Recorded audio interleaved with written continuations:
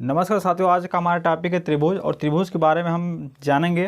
त्रिभुज क्या होता है, त्रिभुज कितने प्रकार के होते हैं, इसमें क्या इसकी क्या क्या प्रॉपर्टी होती है। तो पिछला टॉपिक हमारा था कोड जो पूरी तरह से कंप्लीट हो गया। अब हमारा त्रिभुज स्टार्ट होता है। तो त्रिभुज के बारे में जानते हैं हम। त्रिभुज को ट्रायंगल बोलते हैं। अब देखिए, मैंने आप लोगों को पहले ही टॉपिक में बताया था कि जैसे हमारी जो आकृतियां हैं एक तरह से एक दूसरे के ऊपर क्या है, डिपेंडेंट है, यानी निर्भर है। जैसे मैंने बिंदु को लिया, बिंदु से हमारा रेखा बना, दो या दो से अधिक बिंदुओं की बात किया तो हमारा रेखा बना या रेखाखंड बना। उसके बाद हमारा क्या होगा, दो रेखाओं की बात जब मैंने किया तो वहाँ से हमको कोण मिला। अब तीन रेखाओं की अगर हम बात करेंगे तो यहाँ से हमको क्या मिलेगा, त्रिकोण मिलेगा। जैसे ध्यान देना, यहाँ पे बिंदु लिया, बिंदु से हमारा बिंदु लिया, बिंदु कई बिंदुओं को ले लिया तो हमारा क्या रेखा या फिर रेखाखंड बना। अब दो रेखाओं की जब हमने बात किया तो उनके बीच झुका हुआ, इसे हम क्या बोलें, इसे हम कोण बोलें। ठीक है, अब हम क्या करते हैं, तीन रेखाओं की बात करेंगे। पहली रेखा, ठीक है, इस कंडीशन की बात हम करने जा रहे हैं। ठीक है, अब इसे जब अब तीन रेखाओं या रेखाखंड की बात करेंगे यहाँ पे, तो उसमें क्या होगा कि हमारा त्रिभुज बनकर सामने आता है कि ऐसी आकृति को त्रिभुज बोलते हैं। त्रिभुज क्या होता है, एक तरह से इस तरह का जो कंडीशन बन रहा है हमारा, ये यहाँ पे कंडीशन देख रहे हैं ना, यहाँ पे ये हमारा क्या हो रहा है, जैसे त्रिभुज का निर्माण कर रहे हैं। और यहाँ पे दो चीज़ें देखने को मिल रही है। एक तो हमारी क्या है, जैसे इसका नाम दे देते हैं पहले ABC, ठीक है, कोई नाम दे देते हैं। इसमें दो चीज़ें हैं, पहली बात इसमें भुजाएं हैं और दूसरा कोण। देखिए भुजा है, ये इसे भुजा बोलते हैं, और ये हमारा क्या होता है, ये एक तरह से कोण होता है। बात में आ गई। अब देखिए यहाँ पे क्या है कि पहले इसके पहले हमने खुली आकृतियों के बारे में बात कर रहे थे, अब यहाँ पे हम बंद आकृतियों के बारे में बात कर रहे हैं। तो बंद आकृतियाँ जहाँ पे आ जाती हैं वहाँ पे दो चीज़ें और यहाँ पे आपको पढ़ने को मिलेगा। पहली बात, यहाँ पे जो पहला टॉपिक आपको सामने आएगा वो परिमाप, क्या आएगा, परिमाप आएगा। और दूसरा जो टॉपिक आपका सामने आएगा वह आएगा आपका क्षेत्रफल, क्या आएगा, क्षेत्रफल आएगा। एक तरह से यहाँ पे प्लेन हमको मिल रहा है। बात में कि नहीं। अब देखिए त्रिभुज क्या है, त्रिभुज के बारे में हम जानते हैं पहले। त्रिभुज क्या है, एक तरह से बंद आकृति है। त्रिभुज में क्या होता है, तीन भुजाएं होती हैं। क्या होती हैं, तीन भुजाएं होती हैं। और क्या होते हैं, तीन कोण होते हैं। तीन भुजाओं व तीन कोण होते हैं। ठीक है, यानी तीन त्रिभुज का कहने का मतलब जैसे कह सकते हैं कि तीन भुजाओं से घिरे क्षेत्र को हम त्रिभुज कहते हैं। बात में क्या, त्रिभुज में तीन भुजाएं व तीन कोण होते हैं। अब देखिए ज्यामिति की भाषा में क्या कह सकते हैं, इसको ज्यामिति की भाषा में कह सकते हैं जैसे तीन भुजाओं से घिरे क्षेत्र को त्रिभुज कहते हैं। और त्रिभुज को मुख्यतः दो तरह से बांटा गया है। पहला भुजाओं के आधार पर, दूसरा कोणों के आधार पर बांटा गया है। तो भुजाओं के आधार पर त्रिभुज क्या होते हैं, तीन तरह के होते हैं, और कोणों के आधार पर भी तीन तरह के होते हैं। देखिए यहाँ पे भुजाओं के आधार पर त्रिभुज क्या होते हैं, कोणों के आधार पर। जैसे ये हमारा त्रिभुज है, ये हमारा त्रिभुज है, इसका नाम जैसे मैंने ABC दे दिया। तो भुजाओं के इसको दो तरह से बांटा गया, पहला भुजाओं के आधार पर, दूसरा कोणों के आधार पर। भुजाओं के आधार पर इसमें तीन कंडीशन बनते हैं, कोणों के आधार पर भी तीन कंडीशन बनते हैं। तो पहले हम भुजाओं के आधार पर बात करते हैं। तो भुजाओं के आधार पर त्रिभुज को तीन प्रकार से बांटा गया है। जैसे इसमें तीन कंडीशन बनते हैं। पहला कंडीशन क्या बनता है, पहला कंडीशन ये बनता है कि जब तीनों भुजाएं आपस में बराबर हो,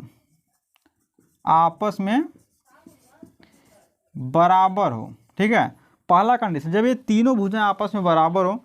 दूसरा कंडीशन इसमें क्या बनता है, जब केवल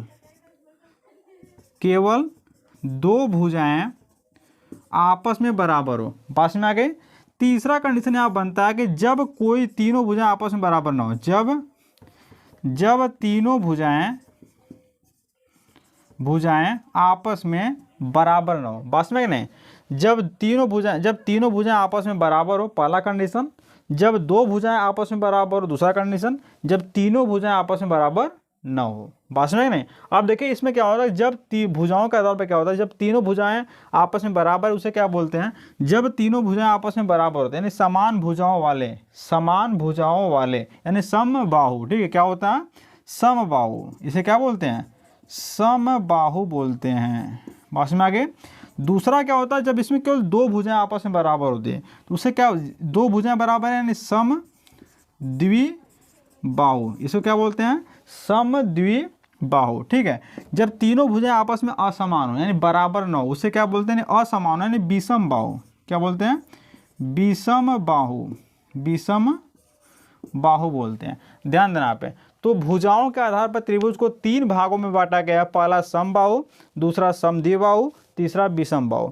समबाहु का मतलब बाहु माने क्या होती है, भुजाएं होती हैं। सम का मतलब होता है बराबर, यानी बराबर भुजाओं वाले। ठीक है, समद्विबाहु का मतलब होता है सम माने बराबर, द्वि माने दो, बाहु माने भुजाएं यानी बराबर 2 भुजाओं वाले। ठीक है, विषम बाहु का मतलब, विषम का मतलब असमान यानी असमान भुजाओं वाले। ठीक है, तो इसको हम कह सकते हैं कि ऐसा त्रिभुज जिसकी तीनों भुजाएं आपस में बराबर होती हैं उसे हम समबाहु त्रिभुज कहते हैं। ऐसा त्रिभुज जिसकी केवल 2 भुजाएं आपस में बराबर होती है उसे हम समद्विबाहु त्रिभुज कहते हैं। ऐसा त्रिभुज जिसकी तीनों भुजाएं आपस में बराबर नहीं होती उसे हम क्या बोलते हैं, विषम बाहु त्रिभुज कहते हैं। बातें समझ में आ गई। एक बार फिर से ध्यान समझ लेना कि मतलब कि ऐसा त्रिभुज, समबाहु का मतलब क्या होता है, सम माने बराबर, बाहु माने भुजाएं यानी बराबर भुजाओं वाले, यानी ऐसा त्रिभुज जिसकी तीनों भुजाएं आपस में बराबर होती है उसे हम समबाहु कहते हैं। समद्विबाहु, सम माने बराबर, द्वि माने 2, बाहु माने भुजाएं यानी बराबर 2 भुजाओं वाले, यानी ऐसा त्रिभुज जिसकी 2 भुजाएं आपस में बराबर होती है उसे हम समद्विबाहु त्रिभुज कहते हैं।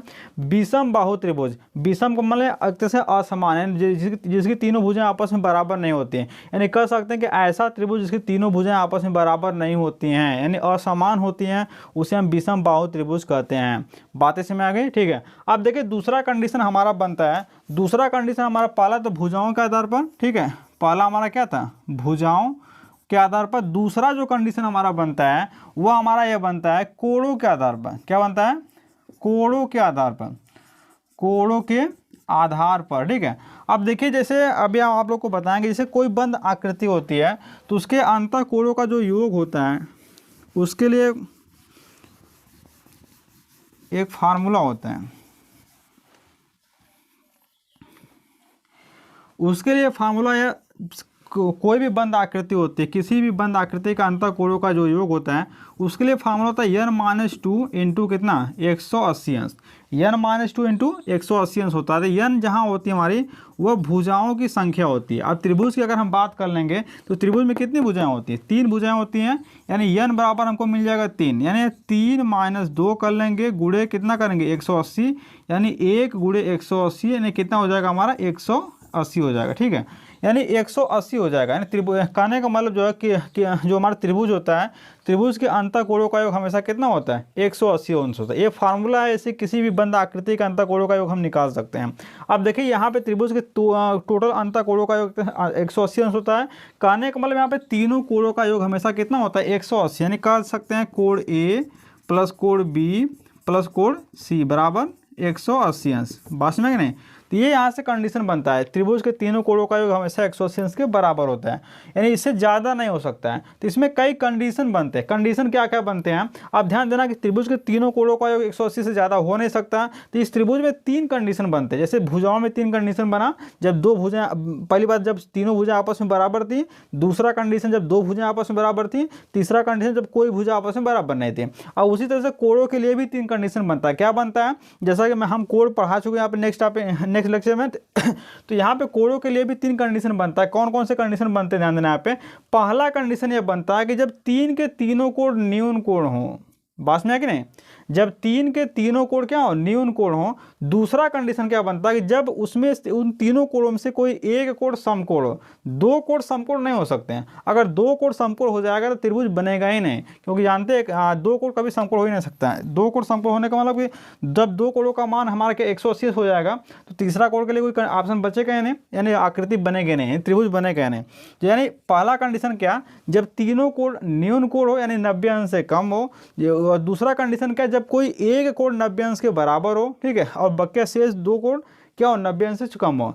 तीसरा कंडीशन, जब कोई एक कोण 90 अंश से ज़्यादा हो या फिर अधिक हो, और शेष जो 2 कोण हमारे होते हैं वो 90 अंश से क्या हो, कम हो। ठीक है, तो इस तरह से हमारा 3 कंडीशन बनता है। जब 90 अंश से कम होता है अर्थात न्यून होता है तो न्यून कोण यानी न्यून कोणिक त्रिभुज बोलते हैं। जब 90 अंश के बराबर होता है तो उसे समकोणिक त्रिभुज बोलते हैं। जब 90 अंश से ज़्यादा होता है अर्थात अधिक होता है तो उसे हम क्या बोलते हैं, अधिक कोणिक त्रिभुज कहते हैं। तो इस प्रकार त्रिभुज को कोणों के आधार पर 3 भागों में बांटा गया है। पहला हमारा क्या है, न्यून कोणिक त्रिभुज। क्या है, न्यून कोणिक त्रिभुज, कोणिक त्रिभुज। दूसरा हमारा है समकोणिक त्रिभुज, समकोणिक त्रिभुज। तीसरा हमारा है अधिक कोणिक त्रिभुज, अधिक कोणिक त्रिभुज। ठीक है, तो बातें समझ में आ गई। तो त्रिभुज को कोणों के आधार पर 3 भागों में बांटा गया। पहला न्यून कोणिक त्रिभुज, दूसरा समकोणिक त्रिभुज, तीसरा अधिक कोणिक त्रिभुज। न्यून कोणिक त्रिभुज का मतलब क्या होता है कि ऐसा त्रिभुज जिसके तीनों कोणों का मान हमेशा 90 अंश से कम होता है उसे हम न्यून कोणिक कहते हैं। समकोणिक त्रिभुज का मतलब क्या होता है कि ऐसा त्रिभुज जिसमें एक कोण का मान समकोण अर्थात 90 अंश के बराबर होता है उसे हम क्या बोलते हैं, समकोणिक त्रिभुज बोलते हैं।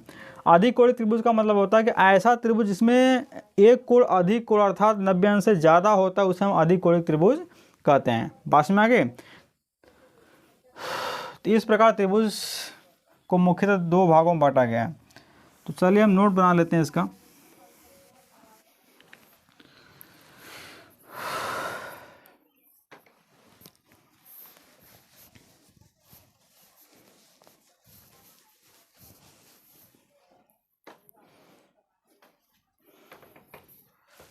तो इसको नोट कर लीजिए।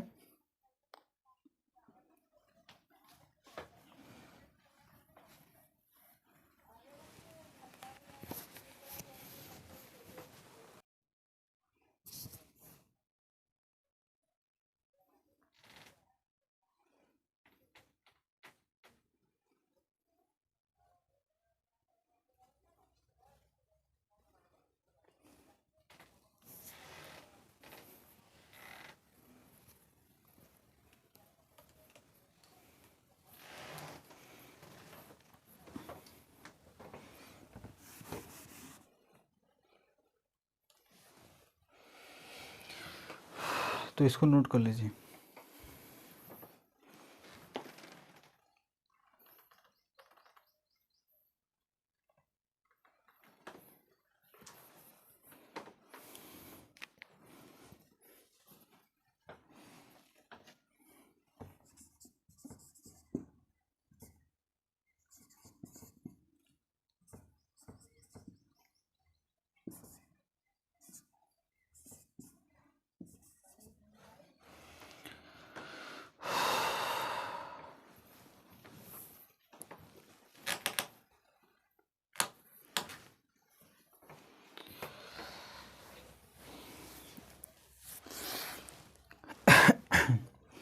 तो एक बार फिर से देखिए, आज हमने बातें किया त्रिभुज के बारे में। त्रिभुज क्या होता है, जैसा कि मैंने आप लोग को बताया, त्रिभुज का मतलब एक त्रिभुज एक प्रकार की बंद आकृति है, मतलब जिसमें 3 भुजा 3 कोण होते हैं। कह सकते हैं कि 3 भुजाओं से घिरे क्षेत्र को त्रिभुज कहते हैं। मैंने आप लोगों को बताया गया इसको 2 आधार पर बांटा गया, 2 भागों में बांटा गया है। मुख्यतः 2 तरह से बांटा गया है। पहला हमारा भुजाओं के आधार पर, दूसरा कोणों के आधार पर। भुजाओं के आधार पर त्रिभुज को 3 भागों में बांटा गया है, समबाहु, विषमबाहु और समद्विबाहु त्रिभुज। समबाहु माने समान भुजाओं वाले ऐसा त्रिभुज जिसकी तीनों भुजाएं आपस में बराबर, उसे हम क्या बोलते हैं, समबाहु त्रिभुज बोलते हैं। विषमबाहु ऐसा त्रिभुज जिसकी तीनों भुजाएं आपस में असमान हो, उसे हम विषमबाहु त्रिभुज बोलते हैं। समद्विबाहु का मतलब होता है कि ऐसा त्रिभुज जिसकी 2 भुजाएं आपस में बराबर, उसे समद्विबाहु त्रिभुज बोलते हैं। बात में आ गई। और कोणों के आधार पर भी त्रिभुज को 3 भागों में बांटा गया है, न्यून कोणिक त्रिभुज, समकोणिक त्रिभुज और अधिक कोणिक त्रिभुज। तो न्यून कोणिक त्रिभुज का मतलब क्या होता है कि ऐसा त्रिभुज जिसके तीनों कोण 90 अंश से कम हो अर्थात न्यून कोण हो, उसे हम न्यून कोणिक त्रिभुज को बोलते हैं। और समकोणिक त्रिभुज का मतलब क्या होता है कि ऐसा त्रिभुज जिसमें एक कोण समकोण हो अर्थात 90 अंश के बराबर हो, शेष 2 अन्य क्या हो, 90 अंश से कम हो, उसे हम समकोणिक त्रिभुज बोलते हैं। अधिक कोणिक त्रिभुज में क्या होता है कि ऐसा त्रिभुज जिसमें एक कोण अधिक कोण अर्थात 90 अंश से ज़्यादा हो और शेष 2 कोण 90 अंश से क्या हो, कम हो, उसे हम क्या बोलते हैं, अधिक कोणिक त्रिभुज बोलते हैं। तो इसको नोट कर लीजिए। और आज के दिन